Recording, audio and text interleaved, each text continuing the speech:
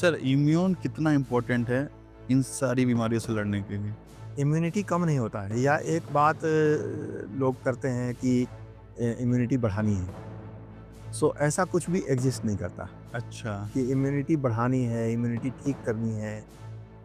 तो सर जैसे ये होता है कि ये खाओ इम्यून सिस्टम स्ट्रॉन्ग करो बट ऐसा कुछ नहीं। ऐसा ऐसा कुछ भी नहीं होता है। चिकनगुनिया क्या है और ये मतलब कैसे अलग है?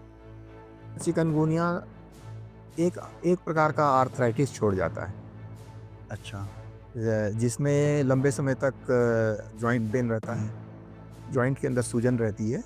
सर ये जानलेवा हो सकता है?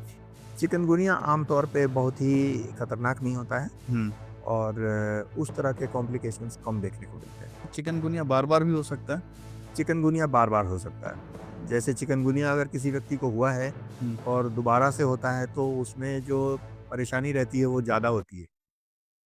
तो डेंगू और मलेरिया पे हमने बात की और इसके बाद तीसरा भी बहुत इम्पोर्टेंट है जिसे हम चिकनगुनिया कहते हैं, इसके बारे में भी सर से समझेंगे। सर चिकनगुनिया क्या है और ये मतलब कैसे अलग है? चिकनगुनिया एक एक प्रकार का आर्थराइटिस छोड़ जाता है, अच्छा। जिसमें लंबे समय तक जॉइंट पेन रहता है, हुँ, जॉइंट के अंदर सूजन रहती है और ये किसमें होता है, ये एक अच्छा सवाल है, मैं अपनी तरफ से बता रहा हूँ आपको हुँ, कि जैसे यंग लोग होते हैं, हुँ। उनके अंदर चिकनगुनिया की वजह से होने वाला आर्थराइटिस की एक तो संभावना कम रहती है और अगर आर्थराइटिस होता है, तो छोटे समय के लिए रहता है, कम समय के लिए रहता है। सर तो ये अर्थराइटिस रहता ही है या मतलब सिर्फ़ उस टाइम तो पीरियड के लिए? वही मैं बता रहा था कि अगर किसी को as a complication of chikungunya arthritis होता है, तो यंग लोग जैसे 20 साल के, 30 साल, 40 साल के लोग जैसे हैं, तो इनके अंदर वो आर्थराइटिस ज़्यादा समय तक नहीं रहता है। अ, जैसे 1 वीक रह गया, 4 सप्ताह रह गया, हाँ, 2 महीना, 6 महीना रह गया। लेकिन जैसे-जैसे उम्र बढ़ती है, जैसे 50 साल के हैं, 60 साल के हैं, 70 साल के हैं, तो उम्र बढ़ने के साथ जो आर्थराइटिस डेवलप होता है चिकनगुनिया में, ये कई बार बहुत ही क्रिपलिंग होता है और बहुत ही लंबे समय तक रह जाता है, कभी-कभी लाइफ लॉन्ग रह जाता है, मतलब परमानेंट ही रह गया वो। परमानेंट रह जाता है और ये आम तौर पे जिन्हें हम आर्थराइटिस कहते हैं, हुँ, जैसे कि रूमेटॉइड आर्थराइटिस है या अदर प्रकार के ऑटोइम्यून आर्थराइटिस होते हैं, उनसे ये कंप्लीटली डिफरेंट होते हैं। ओके। ये मस्कीटो तो वो पर मतलब ये फिर जॉइंट पेन ही क्यों होता है चिकनगुनिया? क्योंकि जैसे हमने एक बार सीरोसाइटिस नाम के कॉम्प्लिकेशन की बात हाँ, अभी आप कर रहे है ना? थे। तो वो भी एक तरह का सीरोसाइटिस है जिसमें जॉइंट के अंदर एक झिल्ली होती है, हुँ, उसके अंदर स्पेसिफिकली वहाँ पे इन्फ्लेमेशन करता है वो, सूजन करता है और वो सूजन वहाँ पे कंटिन्यू रह जाता है, इसलिए वो जॉइंट पेन के रूप में, आर्थराइटिस के रूप में कई बार लंबे समय तक रह जाता है। ओके। सर मुझे याद है आज से 4-5 साल पहले दिल्ली में बहुत ज़्यादा फैला हुआ था चिकनगुनिया और काफ़ी लोग मेरे जानने वालों को भी हुआ था। सर ये जानलेवा हो सकता है? चिकनगुनिया आम तौर पे बहुत ही खतरनाक नहीं होता है हुँ, और उस तरह के कॉम्प्लिकेशंस कम देखने को मिलते हैं। ओके।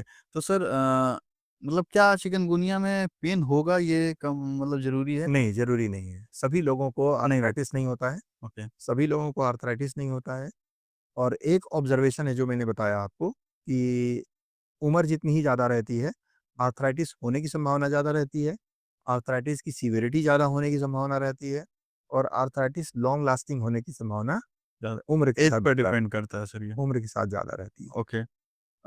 उसके बाद से सर इसकी ट्रीटमेंट की बात करें तो कितना टाइम लग जाता है सर रिकवर होने में? Self limited self limiting disease हैं, दोनों ही डेंगू और चिकनगुनिया। चिकनगुनिया। हुँ, स्पेसिफिक ट्रीटमेंट इनका कुछ भी नहीं है, दवाई नहीं होती है। जो हम ट्रीटमेंट देते हैं वो सपोर्टिव होते हैं, जैसे बुखार के लिए दवाई दी जाती है अ, स जो सूजन हो गई है उसके लिए दवाई दी जाती है। जो ऑर्गन डिसफंक्शन हुआ है, मल्टी ऑर्गन डिसफंक्शन हुआ है, उसके लिए सपोर्ट करते हैं हम, वो उसके लिए दवाइयाँ दी जाती हैं। चिकनगुनिया में जो बाद में आर्थराइटिस होता है, हुँ। उसमें हम आर्थराइटिस की दवाई देते हैं। अच्छा। आर्थराइटिस के लिए दवाई चलती है। वो एंटायरली एक डिफरेंट फिर एस्पेक्ट हो जाता है उसका। ओके।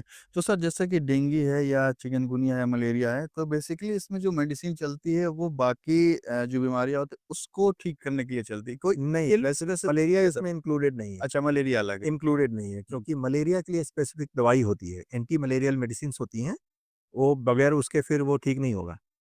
ओके। हाँ, तो जैसे हम एंटीबायोटिक इस्तेमाल करते हैं, वैसे ही एंटी मलेरियल मेडिसिन्स होती हैं, उसकी दवाई होती है, पर इनकी दवाई नहीं होती है। डेंगू और चिकनगुनिया की दवाई नहीं होती है, ओके। स्पेसिफिकली। तो क्या सर चिकनगुनिया बार-बार भी हो सकता है?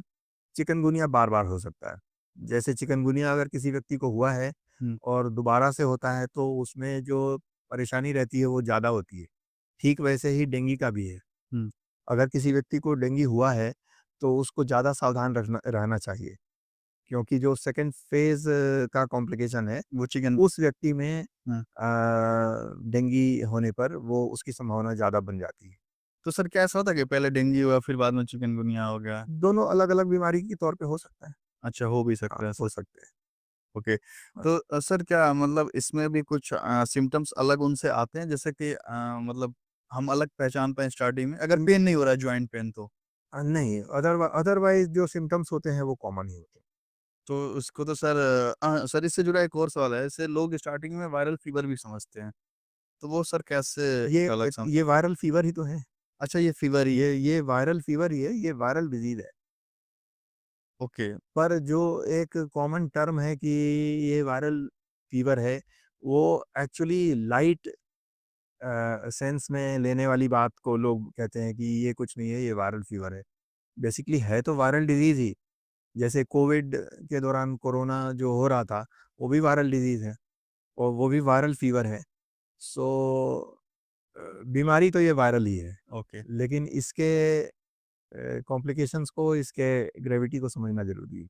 सर इम्यून कितना इम्पोर्टेंट है इन सारी बीमारियों से लड़ने के लिए? इनिशियल प्रोटेक्शन के लिए इम्यून चाहिए, लेकिन इम्यून पे डिस्कस करेंगे तो इसमें समझने के लिए बहुत सारी चीज़ें हैं। अ, इनिशियल प्रोटेक्शन के लिए इम्यून चाहिए, हुँ, लेकिन अ, जो कॉम्प्लिकेशंस होते हैं वो इम्यून मीडिएटेड ही होते हैं। तो बेसिकली इम्यूनिटी कम नहीं होता हमारा, इम्यूनिटी कम नहीं होता है, या एक बात लोग करते हैं कि इम्यूनिटी बढ़ानी है। सो ऐसा कुछ भी एग्ज़िस्ट नहीं करता अच्छा। कि इम्यूनिटी बढ़ानी है, इम्यूनिटी ठीक करनी है।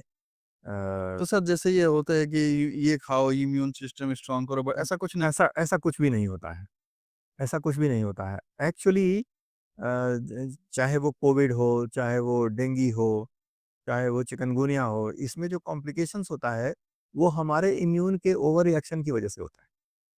ओके। हाँ, ओवर रिएक्शन की वजह से होता है। तो सर ये कैसे होता है कि इम्यून इनका वीक है फिर स्ट्रॉन्ग है? वो इसीलिए मैंने बताया कि ये एक टाइम टेकिंग सब्जेक्ट है हाँ, चलिए और उससे ऐसा बात ऐसा कोई हाँ, ऐसा कोई सिचुएशन नहीं, ऐसा कोई सिचुएशन आम तौर पे नहीं होता लोगों के साथ कि आपका इम्यून कम है या इम्यूनिटी कम कम है। हुँ, इम्यूनिटी कम होना एक अलग बीमारी है।